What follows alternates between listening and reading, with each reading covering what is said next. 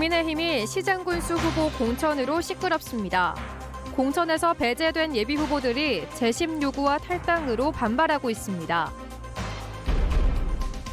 청주 오창 후기리 소각장 신설에 법원도 제동을 걸었습니다. 신설을 불허한 청주시 처분이 정당하다고 손을 들어줬습니다. 하청 노동자가 기계에 끼어 숨진 진천의 페트병 제조업체를 고용노동부가 압수수색했습니다. 경영 책임자는 중대재해처벌법으로 입건됐습니다. 청주 거점 저비용 항공 에어로케이가 취항한 지 1년이 됐습니다. 성과와 과제를 짚어봤습니다. 시청자 여러분 안녕하십니까? 계속해서 뉴스데스크 충북입니다. 충청북도가 발표한 오늘 4시 기준 코로나19 발생 현황부터 알아보겠습니다. 신규 발생 확진 환자는 1,696명입니다. 지역별로는 청주 361명, 충주 129명, 제천 135명, 단양 50명, 음성 209명, 괴산 70명, 진천 223명, 증평 133명, 보은 112명, 옥천 149명, 영동 125명이 확진됐습니다. 충북 누적 확진 환자는 47만 6,757명, 누적 사망은 8명 늘어 597명입니다. 국민의힘이 기초단체장 경선 후보와 단수 후보를 발표한 가운데 공천에서 배제된 컷오프 탈락자들의 반발이 거셉니다.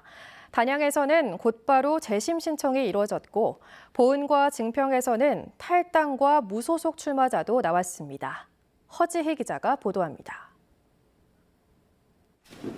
국민의힘 단양군수 후보로 현 류한우 단양군수가 확정된 가운데 공천에서 배제된 후보들이 곧바로 기자회견을 열었습니다.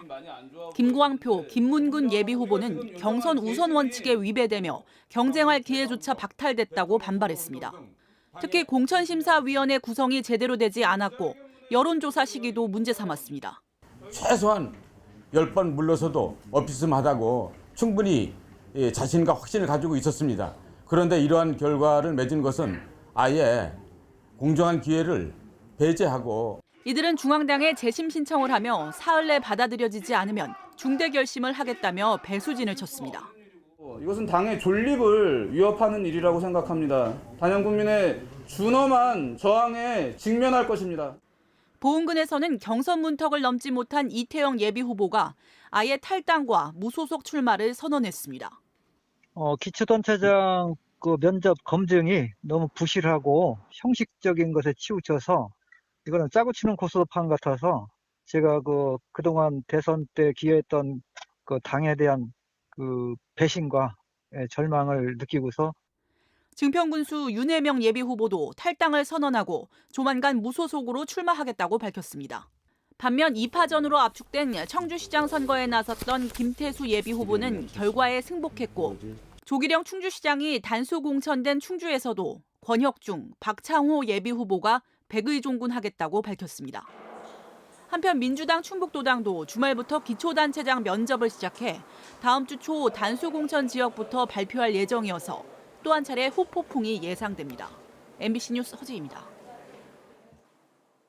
3선에 도전하는 김병우 교육감이 출마 선언과 함께 본격적인 선거전에 나섭니다. 김 교육감은 오는 21일 기자회견을 열어 3선 출마를 선언하고 당초 다음 달로 예정됐던 예비후보 등록 시기도 이번 달로 앞당기기로 했습니다.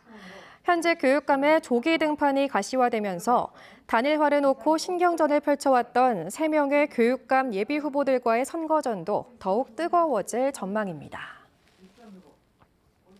6일 지방선거에서 충북도 의원 정원이 2명 늘어납니다.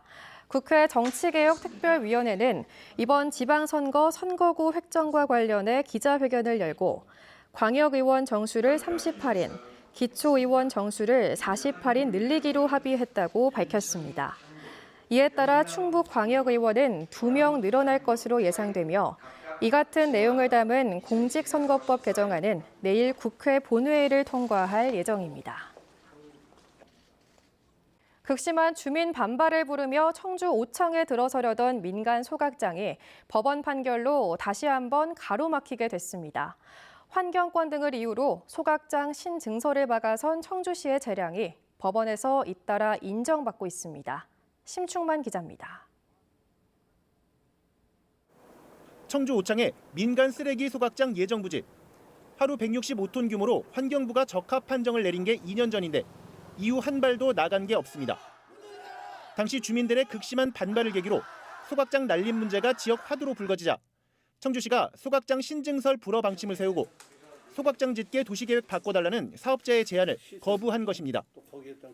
업체는 재량 일탈이자 남용이라며 소송을 냈지만 청주지법 제1행정부는 오히려 청주시의 손을 들어줬습니다.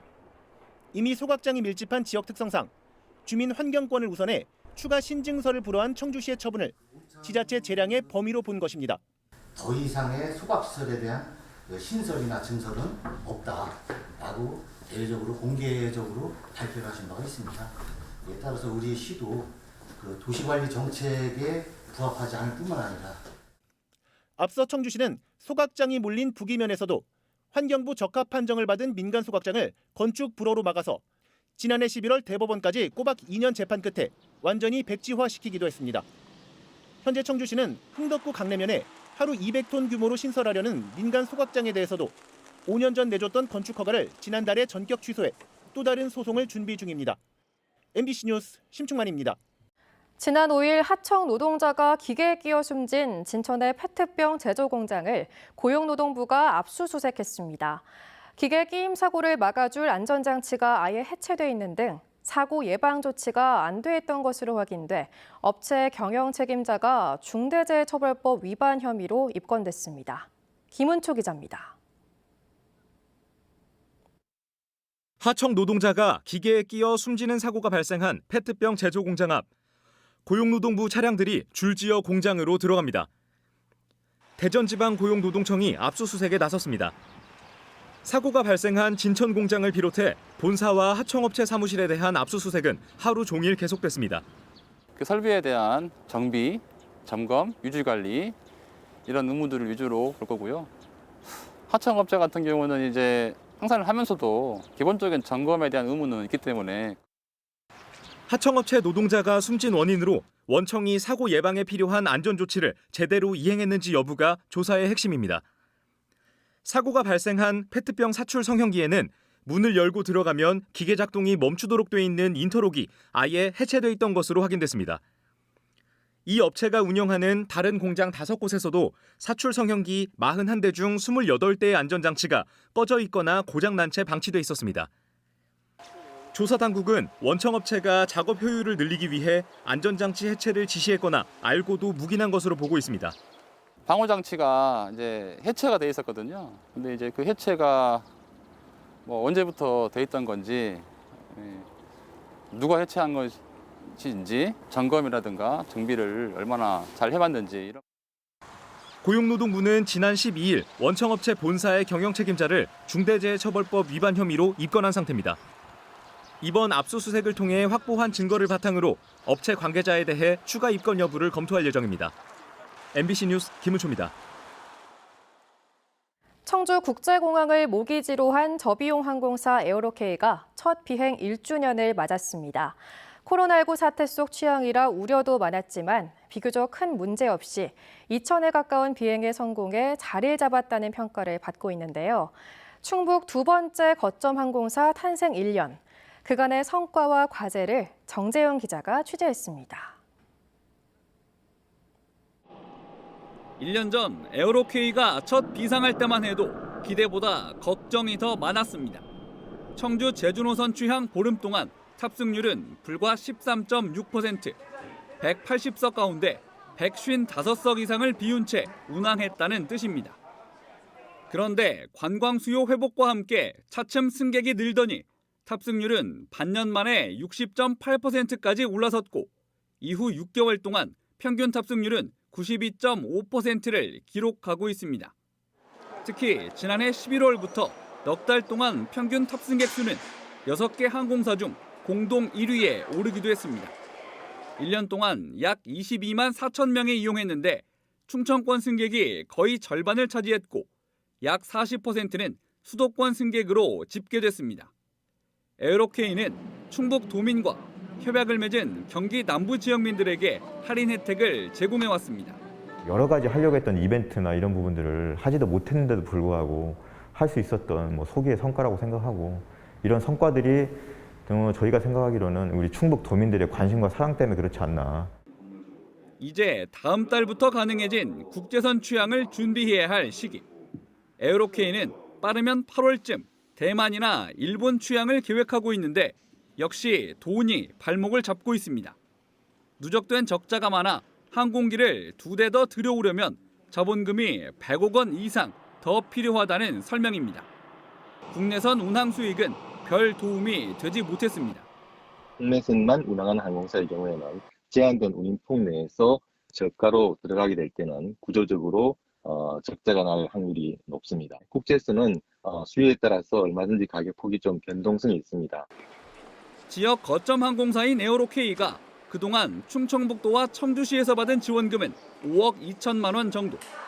함께 항공 운송 면허를 받은 플라이 강원이 강원도에서 받은 지원금 135억 원과는 비교조차 되지 않습니다. 역대 최장의 운항증명 발급 기간과 코로나19 여파 등 이미 수백억 원을 쓴 충북 거점 항공사는 또다시 대규모 투자를 끌어와야 하는 상황입니다. 신생 항공사의 경우에는 초기에는 투자는 많이 들고 수익 구조는 좀 뒤에 늦게 나오는 경향이 있기 때문에 생존에 어려움이 있을 수 있습니다. 중앙정부의 지원이라든지 지자체 지원 자체가 좀 많이 부족했기 때문에 코로나 시기에 굉장히 어려움을 겪었으리라고 생각이 됩니다. 여기에 제주 국내선 역시 기존 항공사들과 달리 임시편으로 분류돼 비행 한 달 전에야 항공편을 배정받다 보니 예매 기간이 짧다는 것도 풀어야 하는 숙제. 에어로케이가 신생 꼬리표를 떼고 어엿한 국제 항공사로 생존할 수 있을지는 앞으로 마주할 1년에 달려 있습니다. 빨리 기초 체력을 다시 확보를 해서 도민들이 원하는 국제선 노선 빨리 재개했으면 좋겠고, 이런 에어로케이 더 사랑해 주신다고 하면 이 중부권을 넘어서 대한민국을 대표하는 LCC로 성장할 수 있도록 최선을 다하겠습니다. MBC 뉴스 정지영입니다.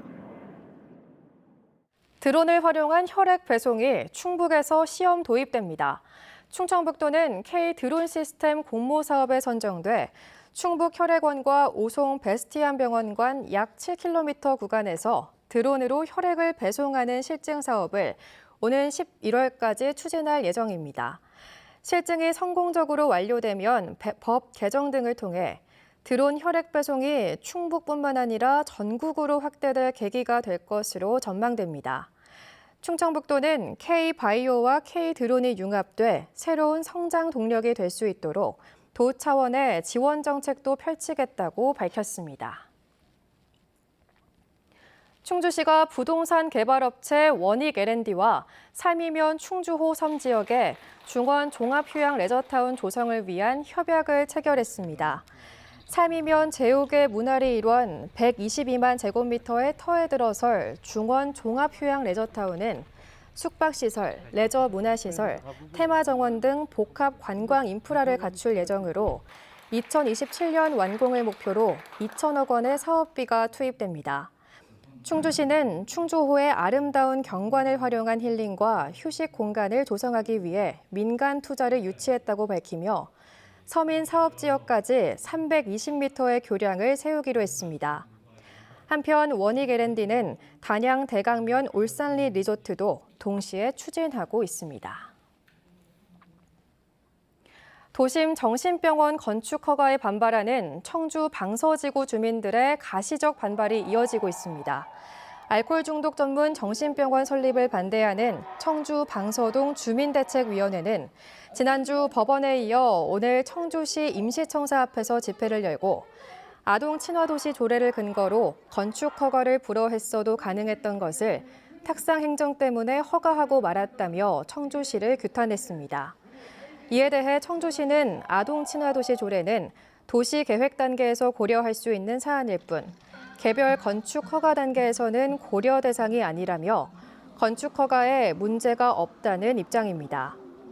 청주시는 지난해 9월 신규 택지인 청주 방서지구에 지하 1층, 지상 6층 규모의 알코올 전문 정신병원 건축을 허가해 내년 완공을 목표로 건축이 진행 중입니다. 의약품 전문 제조기업인 이연제약이 충주 기업도시의 신공장을 준공했습니다. 충주 대소원면 기업도시 7만 5천여 제곱미터 부지에 2,900억 원을 들여 조성된 신공장은 유전자 치료제 주 원료인 pDNA와 이를 원료로 하는 mRNA, 백신과 치료제 등 바이오 신약을 생산하는 역할을 수행합니다. 충주시는 바이오 헬스 국가산단과 바이오 관련 사업을 추진해 기업 간 상승 효과가 나도록 지원하겠다고 밝혔습니다. 균형발전 지방분권 충북본부가 지방선거에서 각 당과 후보에 요구할 정책을 논의하는 토론회를 개최했습니다. 토론회에서는 충북선 철도 고속화 조기 추진과 기후에너지 부지사 신설, 주민자치의 제도 도입, 지역대학 재정 지원 등 다양한 정책들이 제시됐습니다.